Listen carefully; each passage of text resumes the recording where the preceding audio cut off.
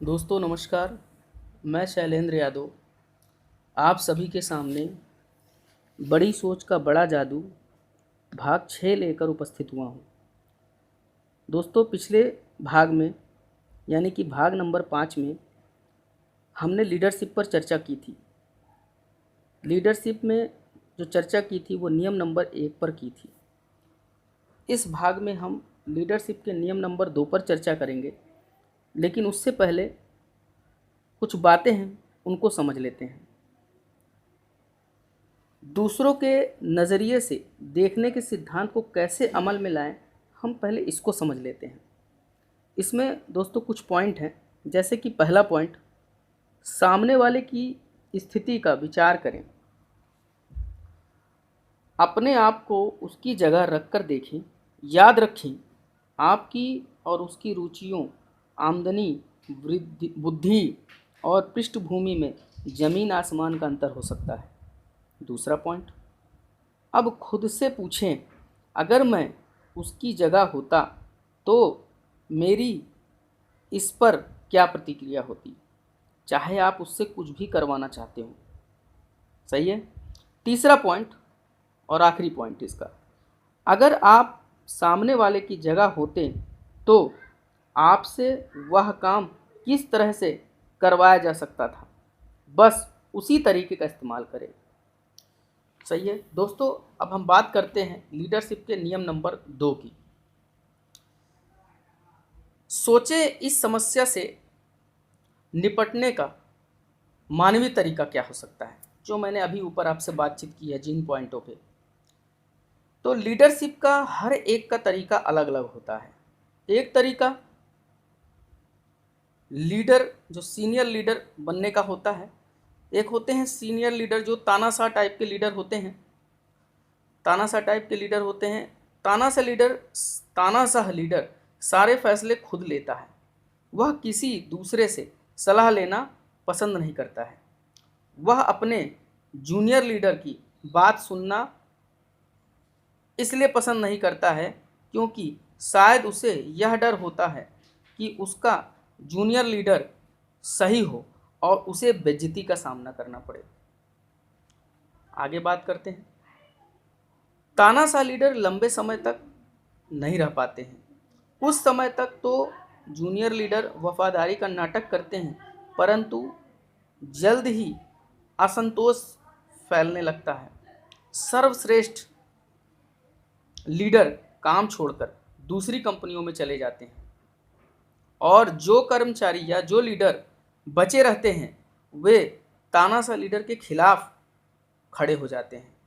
परिणाम स्वरूप कंपनी का काम काज प्रभावित होता है और इससे कंपनी के मालिक की नज़र में जो तानाशाह लीडर उसकी इमेज खराब हो जाती है। अब बात करते हैं लीडरशिप के दूसरे दूसरे तरीके की। ये लीडरशिप का पहला तरीका था।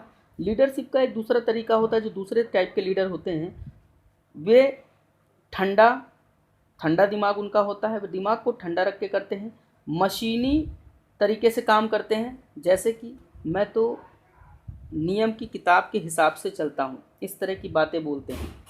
इस शैली से काम करने वाला लीडर हर काम नियम की किताब के हिसाब से करता है। वह यह नहीं समझ पाता कि हर नियम या नीति या योजना केवल एक मार्गदर्शक सिद्धांत है जो सामान्य प्रकरणों के लिए बना है। यह भावी लीडर इंसानों के साथ उसी तरह से व्यवहार करता है जैसे वे इंसान नहीं मशीन हो, और किसी भी आदमी को जो बात उस सबसे ज़्यादा बुरी लगती है वह यह है कि उसके साथ मशीन की तरह व्यवहार किया जाए।